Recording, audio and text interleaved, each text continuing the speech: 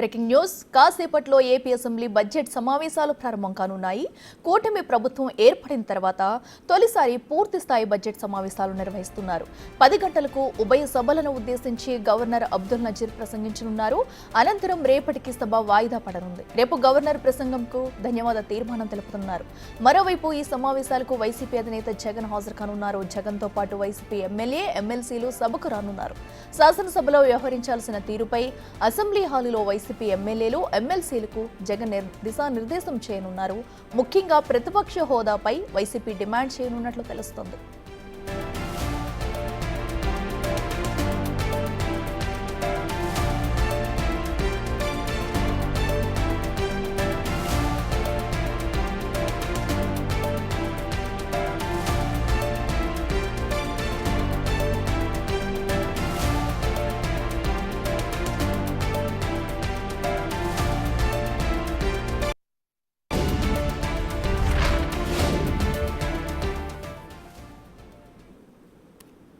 Right, ఇదంశానికి సంబంధించి మరింత సమాచారం మా ప్రతినిధి శివ లైవ్ లో అందిస్తారు. శివ, చెప్పండి, మరి కాసేపట్లో కూడా ఏపీ బడ్జెట్ సమావేశాలు ప్రారంభం కానున్నాయి. అయితే ఈ రోజు గవర్నర్ ప్రసంగంతో కూడా సభ వాయిదా పడినట్టు తెలుస్తుంది. డీటెయిల్స్ ఏంటి?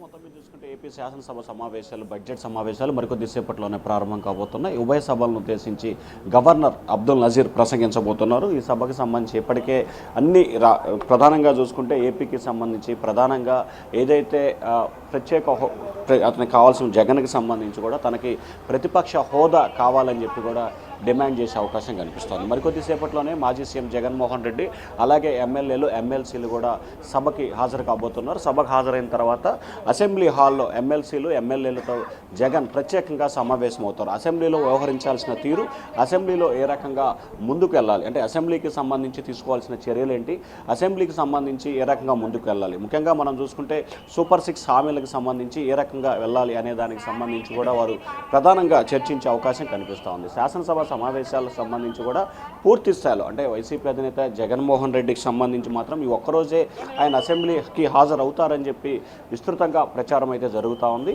అయితే ఆ తర్వాత వైఎస్ఆర్సీపీకి సంబంధించిన మిగిలిన శాసనసభ్యులు ఈ బడ్జెట్ సమావేశాలు పూర్తయ్యే వరకు హాజరవుతారని చెప్పి మరొక సమాచారం అయితే అందుతుంది.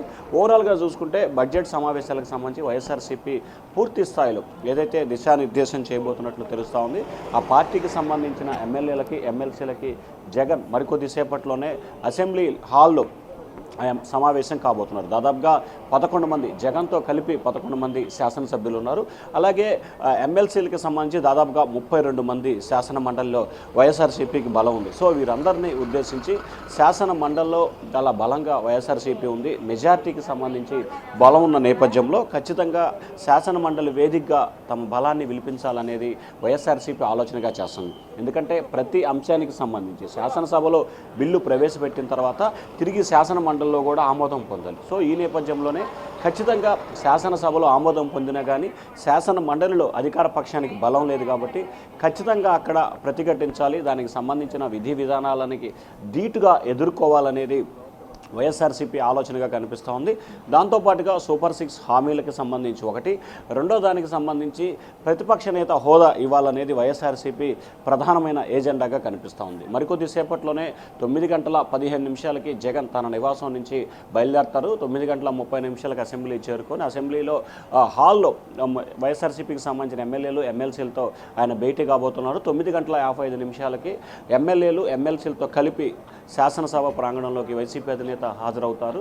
10 గంటలకి శాసనసభకి సంబంధించి కూడా ఉభయ సభల నుంచి ఇటు శాసనసభ, ఇటు శాసన మండలి 2 సభలకు సంబంధించి కూడా గవర్నర్ ప్రసంగించబోతున్నారు. సో ఆంధ్రప్రదేశ్కు సంబంధించి గత కొంతకాలంగా జరిగిన పరిణామాలు, భవిష్యత్తులో ఆంధ్రప్రదేశ్ ఏ రకంగా అభివృద్ధి చెందబోతూ ఉంది, అలాగే బడ్జెట్కి సంబంధించి ఏ రకంగా ప్రపోజల్స్ ఉండబోతున్నాయి, శాసనసభ వేదికగా ప్రభుత్వం స్పష్టమైన విధానాలని ప్రకటించబోతూ ఉంది.